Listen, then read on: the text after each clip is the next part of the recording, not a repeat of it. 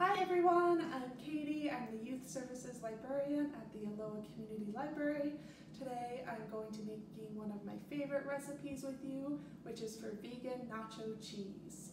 When I was first thinking of doing a cooking demonstration for Aloha's Got Talent, I wasn't sure what to make, but someone mentioned to me that nacho cheese is one of the 5 ingredients Taco Bell has somehow managed to create an entire menu of items from, and I knew that was what I wanted to do.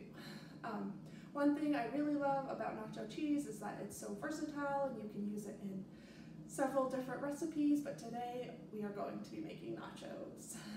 My friend Kelly shared this recipe with me many years ago, and I love it. There are a ton of nacho recipes out there now.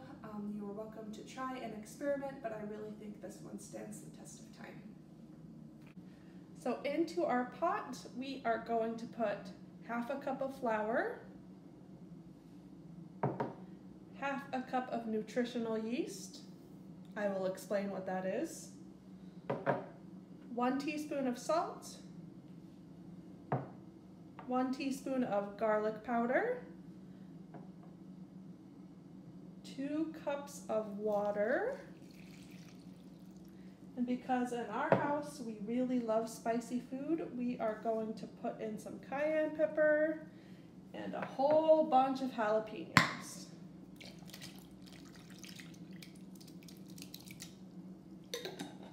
And now take a whisk and you're going to stir it up until the clumps of flour dissipate.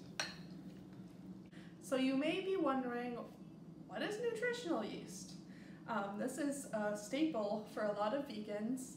It is a deactivated yeast and it has a really delicious cheesy-like flavor, and it has a ton of great vitamins in it, lots of B vitamins, iron, protein.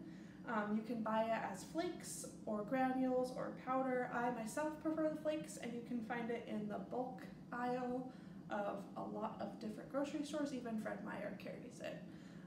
So it's not hard to find, so don't be intimidated. And also, bonus tip, delicious on popcorn. Give it a try. Alright, so now that everything is a nice smooth consistency, we're going to move to the stovetop. You want to put your burner just below medium, and this is really important. It might seem tempting to turn the heat up, get it to cook faster, but everything that's on the bottom of the pot will scorch, so don't do that. Resist the temptation. So we're just going to sit here. You have to be very patient, and we're just going to stir while it slowly cooks and thickens.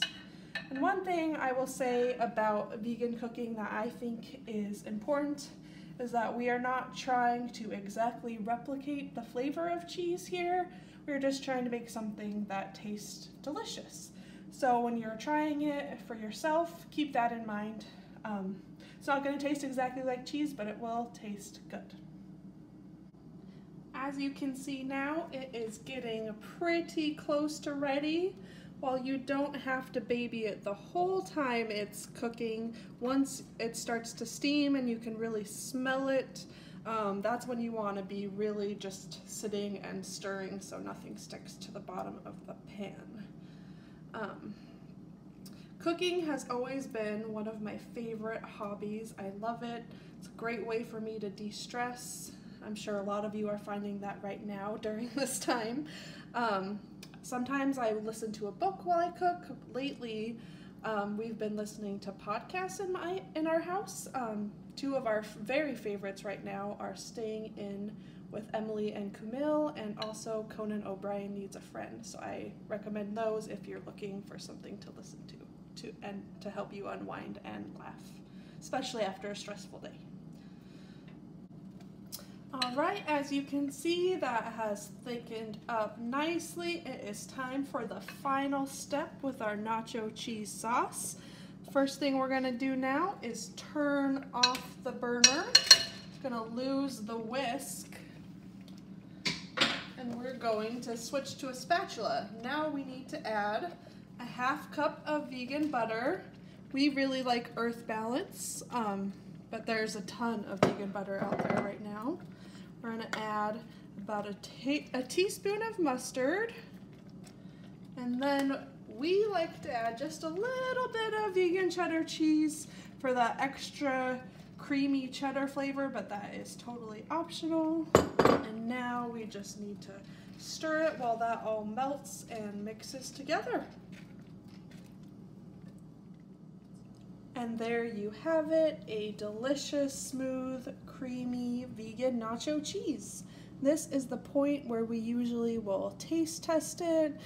If anything needs to be tweaked, sometimes we add a little bit more butter, sometimes we'll add a little bit more heat, and that is totally part of the process. So taste your finished product, and if you need to change anything, totally fine.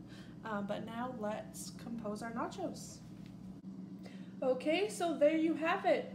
For our nacho toppings, we like to do lard-free refried beans, of course the vegan nacho cheese, guacamole, vegan sour cream. We usually go with tofutti because it's the easiest brand to find, but there are lots of options out there.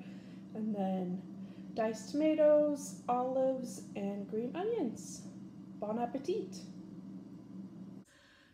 Thank you so much for joining me today, everyone. I will put the recipe in the description for this video so you have it for your reference.